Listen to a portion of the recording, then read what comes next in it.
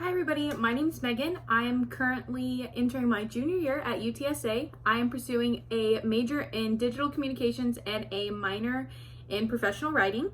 After college, I plan to hopefully move out of San Antonio or out of the state. I've lived here my entire life, so I'm really hoping to broaden my horizons and move somewhere new to explore a new place.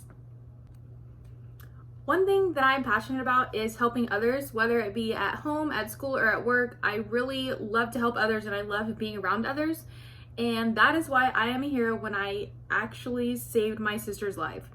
So a few years ago, probably 4 or 5 years ago, my family and I took a trip to the beach. It was my dad, my stepmom, my brother, myself, my half-sister, and then my stepmom's brother and his family. And we had gotten out of school early, so we made our way down to the beach. And my dad has a little cabin that's on an island, and it's about an hour boat drive out of Port Aransas. So we stopped, ate some dinner, and then we made the boat ride out. It was probably a Friday, so this incident happened on a Saturday. We were all ready to get up and start doing something, so us kids decided that we wanted to go fishing. And at this time, my sister was probably 2, so she didn't know how to swim, and that's very important to the whole story. So we go down to the end of the dock, which is probably about 100 feet. I'm gonna insert a picture here so you guys can see where we were all the way to the house. It's really long. So my stepmom and my aunt were sitting up at the house, and then my dad, my cousins, me, my brother, and my uncle were all at the end fishing. So my uncle and my cousins were on one side, and then my dad, my brother, my sister, and myself were on the other side. And at the end, it split. So we were on one side and they were on the other. And we were all fishing. I was trying to help my sister because, like I said, she was 2. So I was trying to help her with her fishing reel and throwing it out for her so she could try and catch something. And all of a sudden, the side that I'm sitting on with my sister collapses. And the pier was already really old, so we were gonna fix it, but obviously we didn't expect this to happen.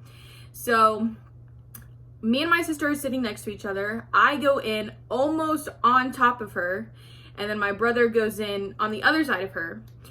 And I grabbed her by the arm. I'm sure it hurt her very bad, but I yanked her out of the water because I almost landed on her and she didn't know how to swim. So instead of her going underwater, I made sure that I went under and she stayed above water.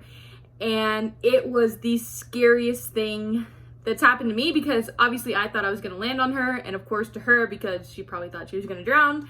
So I'm trying to get my sister out and myself. My brother is able to get out because he's older.